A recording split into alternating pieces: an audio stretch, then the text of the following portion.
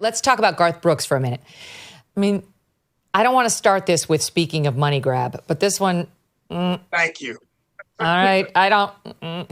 So he's being accused of rape, not in a criminal court, not by the police, not by a DA, but by a woman in a civil lawsuit against him who says she worked as a hair and makeup stylist for him from 2017 to 2020, that he allegedly harassed her. She describes graphic sexual fantasies, reading from the New York Times, and in one instance allegedly placed her hands on his erect unit when he came out of the shower.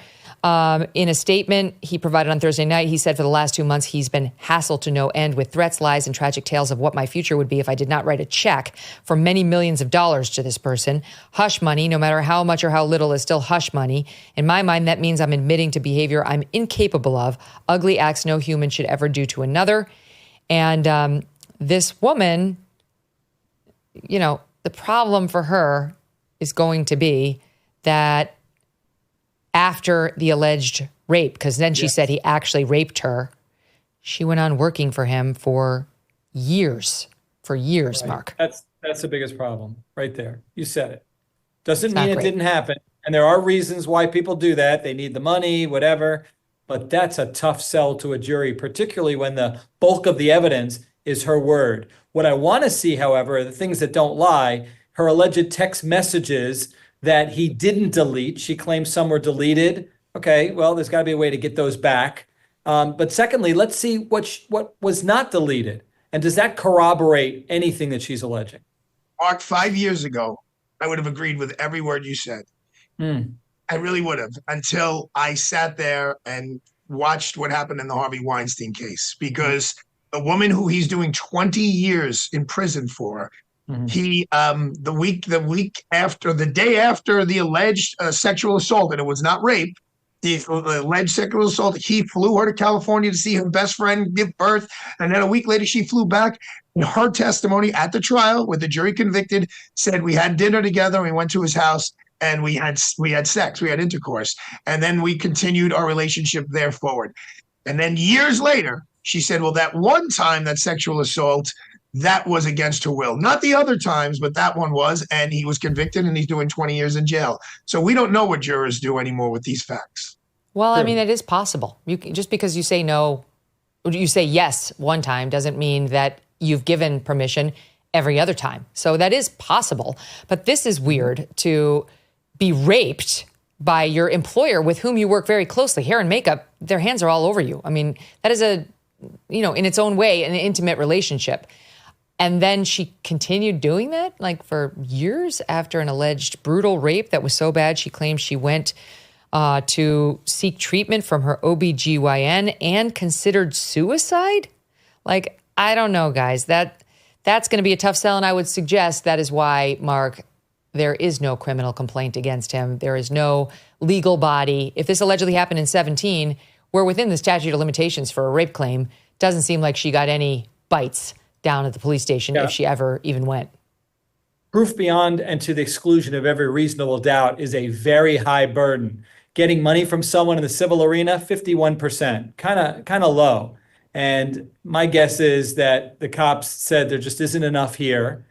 He probably had a great lawyer to argue on his behalf. It didn't happen. And so there's reasonable doubt. A prosecutor looked at it and said, I'm likely not going to get a conviction. And if he can show that she's shaking him down for money, you add that to the list of things that she did, including returning to intimately put makeup on his face. That doesn't mean she's lying, but it just makes it a tougher sell to a jury. He went into a civil court first and tried to get a declaration that he didn't do this while she was trying to shake him down. I mean, whether it happened or not, but I'm trying to get him to pay. He went in and tried to keep it anonymous and get a declaration that his identity would be protected and that the woman's accusations against him were false.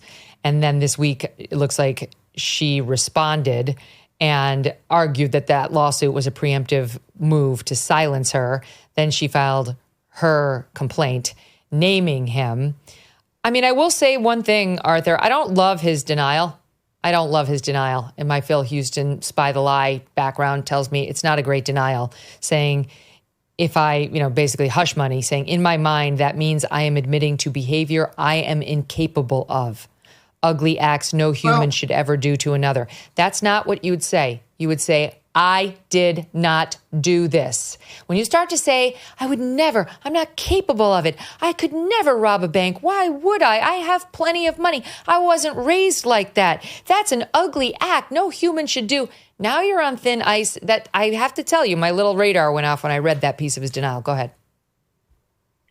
Well, as you know, I represent our mutual friend, Alan Dershowitz, who was accused of a sex act. And I've been very unsuccessful in getting him to shut up about the denial. Same. And look,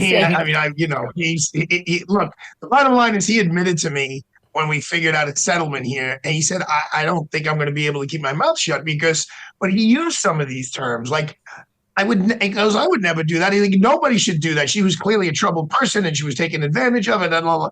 I mean, he said everything under the rainbow. Do I believe every word that comes out of his mouth? I do. I don't think Alan Dershowitz had sex with this woman in 6 different places, no way, shape, or form.